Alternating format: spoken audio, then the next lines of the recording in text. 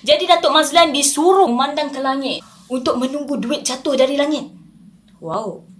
Siapa yang tak nak duit jatuh dari langit? Aku pun nak duit jatuh dari langit. Dan apabila beliau memandang ke atas, datanglah Juraimi mengambil sebilah kapak dan memenggal kepala beliau. Akhirnya tamatlah riwayat beliau. Dan beliau telah dicerai-ceraikan sebanyak 18 ceraian.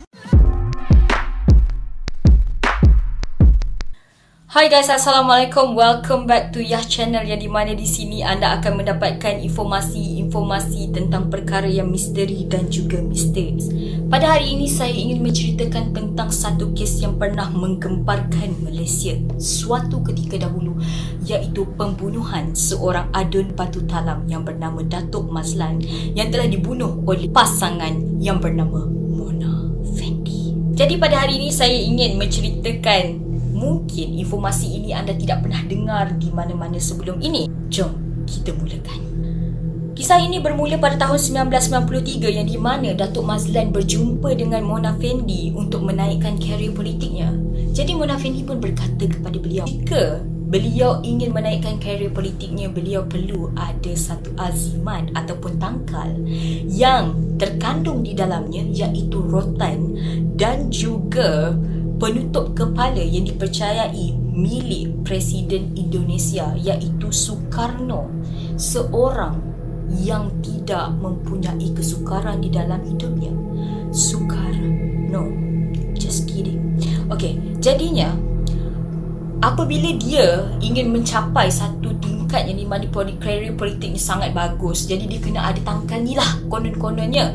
Jadi dia pun kata okey dah, dia bersetuju. Jadi Mona Fendi pun bercakap lah dengan dia, okay, harga tangkal ni bukan murah ya.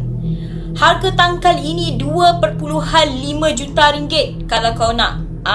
Gitu. Sebab nak ambil benda ni bukan senang. Nak ambil penutup kepala Sukarno ni, nak ambil rotan, maksudnya azimat tu lah bukan senang. Jadi dia pun minta 2.5 juta. Bayangkan zaman dulu 1993, 2.5 juta tu, ya Allah, kau tak payah kerja dah lepas tu kan. Kau dapat tu boleh bersenang kaki je. Bersenang kaki, bersenang lenang, bergoyang kaki. Itu yang betul. Okey, jadi pada ketika inilah Datuk Mazlan, dia pun pergilah bayar 500,000 kepada Mona Fendi ni. Dah bayar 500,000, lagi tinggal berapa? Lagi tinggal 2 juta. Jadi 2 juta ni dia buat apa? Gitu. Dia pun pergilah bagi geran-geran tanah supaya dia menjadi macam mana jaminan kepada 2 juta tu. Macam kat bank ada jamin-jamin gitu. Macam tu lah dia.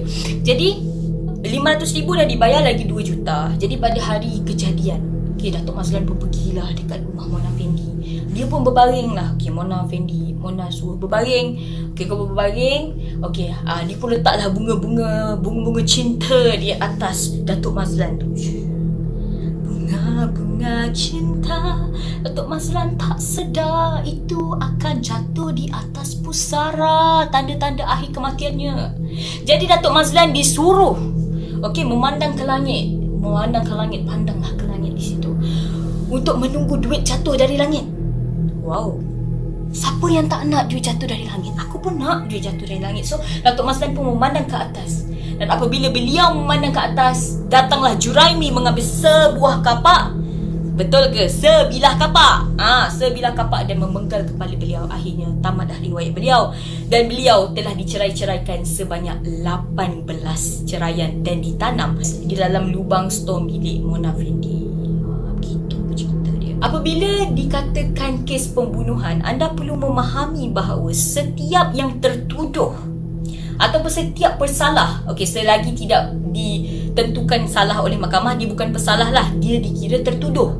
Jadi tertuduh boleh mengemukakan pembelaannya di mahkamah. Jadi contohnya dia dah sampai prima facie. Prima facie ni maksudnya dia sampai satu tahap yang dikatakan hampir 50-50 dah orang ni pembunuh. Dia macam tu. Jadi yang tertuduh ni pun boleh memberikan pembelaan. Jadi tahu tak Juraimi ni cakap apa di mahkamah?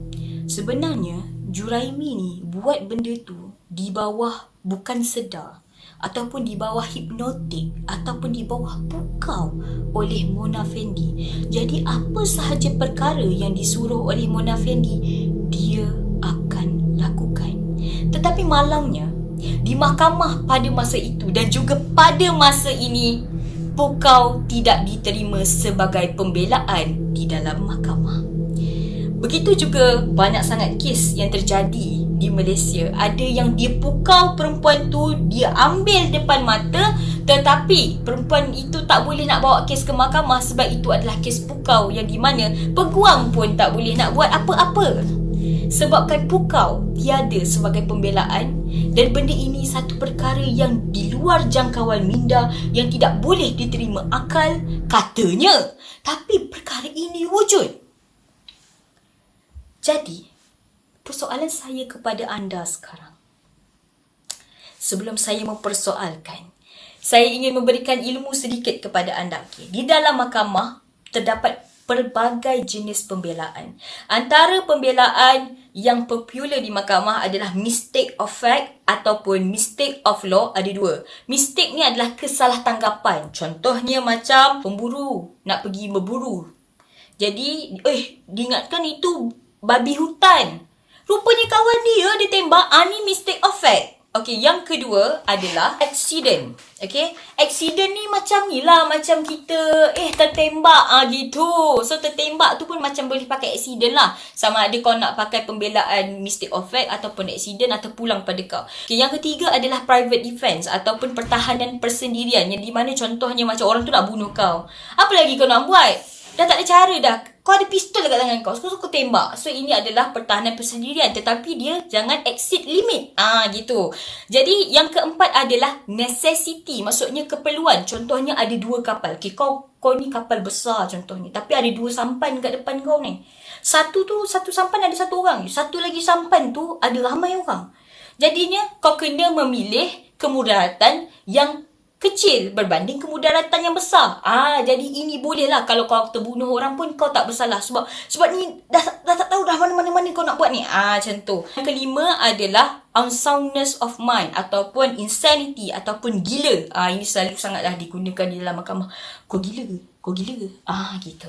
So, automatism. Yang last sekali automatism. Okay, automatism ni macam contohnya kau kena sawan. Okay, bila orang kena sawan ni dia tak sedar. Jadi pun dia pun pergilah ambil parang ke disodok orang tu. Contohnya ini boleh digunakan sebagai defense di dalam mahkamah. Jadinya persoalan saya, pukau mana boleh masuk dekat dalam semua ni? Okey, ini pendapat saya sendirilah, personal opinion saya. Pukau boleh masuk dalam automatism lah, kiranya macam benda yang tak sedar, jadi dia buat je, diikut, mungkin lah. Jadi, tapi benda ni maksudnya dia tak boleh terjangkau. Macam mana nak buktikan kau kena pukau? Macam nak buktikan kau kena pukau? Jadi susah kan benda ni. Jom kita beralih kepada sesi apa? Ini sesi highlight kita pada hari ini, iaitu mengulas. Saya ada dengar lah yang dikatakan bahawa Mona ini tidak bersalah, ya. Tetapi saya tak boleh terima akal lah, sebab saya kata Mona ini bersalah sebab apa? Dia sebahagian daripada benda ni lah. Ada orang kata dia sembahyang lah, apa semua-semua. Sebenarnya kau sembahyang ke tak sembahyang ke, kalau kau bunuh orang tetap kau bunuh. Macam mana pun pembunuh tetap membunuh. Maksudnya bukan senang-senang je mahkamah nak sabitkan orang tu membunuh orang. Bukan senang ya. Mesti ada bukti yang kukuh yang di mana menunjukkan bahawa okey, orang ni mesti perlu digantung sampai mati. Okay. Pasal duit yang mengadap gitu, macam kalau jadi mangsa mungkin lah boleh berfikir secara logik lah. Kalau bomoh tu boleh dapat duit jatuh dari langit, kenapa dia nak minta kau 2.5 juta? Okay, baik dia ambil je duit daripada langit tu. Jadi itu sahaja untuk episod pada hari ini. Saya harap anda mendapatkan informasi yang baru daripada cerita Mona Fendi ini.